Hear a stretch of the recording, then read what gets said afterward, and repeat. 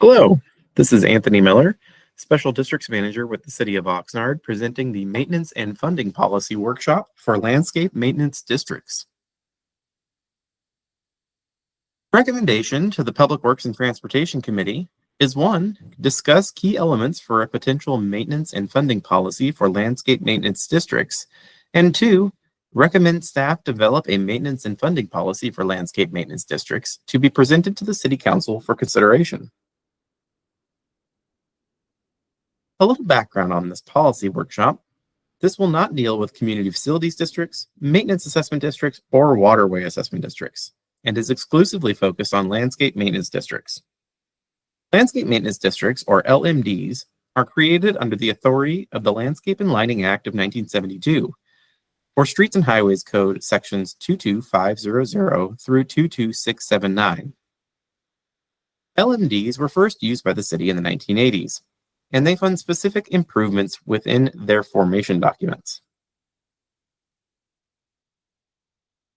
Since the 1980s, there have been various legislative and judicial changes, and rules have changed impacting the way a city can manage LMDs. The city has taken some action, and in 2015 and 2016, the city reviewed its LMDs, waterway assessment districts, and maintenance assessment districts, and created the Special Districts Division. The following fiscal year, the city created broad guidelines for managing LMDs and reduced the number of LMDs to 36. This is a map of all the special districts in the city.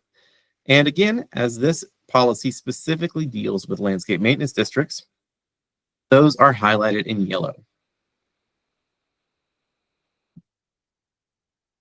Staff is seeking direction. Some existing LMDs within the city will eventually face insolvency.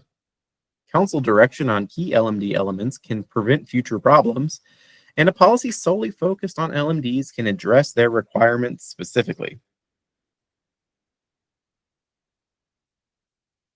The purpose of landscape maintenance districts is to provide enough funds to maintain specific improvements. Older LMDs may not have included cost adjustment mechanisms, and original estimates eventually are overcome by inflation. Assuming maintenance costs won't change within an LMD is not reasonable. LMDs can find themselves unable to care for their improvements. And some questions that are brought up by these problems include the following. What position will the city take for underfunded districts that cannot afford to maintain their improvements? What is the process for addressing a district with a negative fund balance? Should LMDs be required to meet a specific reserve fund target? And who can request a district to be balloted? What is the internal city process for approving new rates, and who pays for the process? Should district subsidies be allowed or restricted? And if subsidies are allowed, should there be requirements for a district to meet prior to receiving them?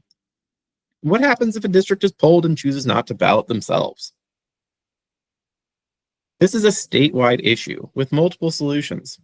Some cities follow set guidelines for polling residents, changing maintenance frequencies, and changing assessments, while other cities subsidize their pre-Proposition 218 districts with general fund.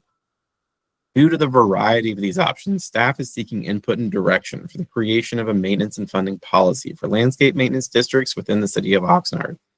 Draft policy examples are provided as attachments to the staff report. There is no financial impact associated with this action.